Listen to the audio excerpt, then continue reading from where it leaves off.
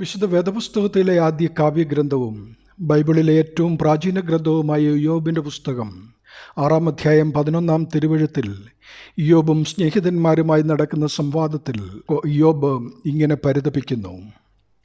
പരിശുദ്ധൻ്റെ വചനങ്ങളെ ഞാൻ നിഷേധിച്ചിട്ടില്ലല്ലോ.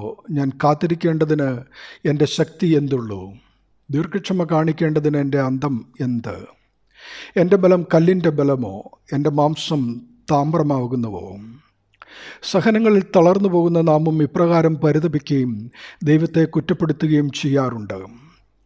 ജീവിതവേദനയിൽ മടുത്തും തളർന്നും നിരാശയിൽ ദൈവത്തോട് പോലും തർക്കിക്കുന്ന യോബ് വ്യർത്ഥമായി സഹനജീവിതം ഇനിയും എനിക്ക് വയ്യ, ഞാൻ എന്തിനിയും ജീവിക്കണമെന്ന് സുഹൃത്തുക്കളോടും ആത്യന്തികമായി ദൈവത്തോടും ചോദിക്കുന്നു. എന്നാൽ 38-ാം അധ്യായത്തിലേക്ക് വരുമ്പോൾ യോബിനോടുള്ള ദൈവത്തിൻ്റെ പ്രത്യുത്തരവും യോബിന് ലഭിച്ച വിടുതൽ, തനിക്ക് നഷ്ടപ്പെട്ടതെല്ലാം ദൈവം ഇരട്ടിയായി തിരികെ കൊടുക്കുന്നത് നമുക്ക് കാണുവാൻ സാധിക്കും. ദുഃഖവും നിരാശയും ഉണ്ടായെങ്കിലും സ്വയനീതിയെപ്പറ്റി പശ്ചാത്തപിക്കുവാനും ദീർഘക്ഷമയോടെ കാത്തിരിക്കുവാനും ദൈവം സഹായിച്ച യോബിനെ അലട്ടിയിരുന്ന പ്രശ്നത്തിൻ്റെ മറുപടി 42-ാം അധ്യായം 6-ാം തിരുവെഴുത്തിൽ കൂടി യോബ് തന്നെ പങ്കുവയ്ക്കുന്നു.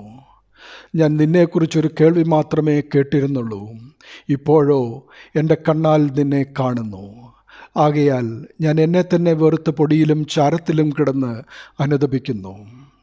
പ്രിയമുള്ളവരെ, സഹനങ്ങളിൽ പരിതപിക്കുകയും സ്വയം നീതീകരിക്കുകയും ചെയ്യുന്ന നമ്മുടെ ഏവരുടെയും പ്രശ്നങ്ങളിലും ഇതായിരിക്കട്ടെ നമുക്കുള്ള മറുപടി. ദൈവനാമം മഹത്വപ്പെടട്ടെ. ആമീൻ.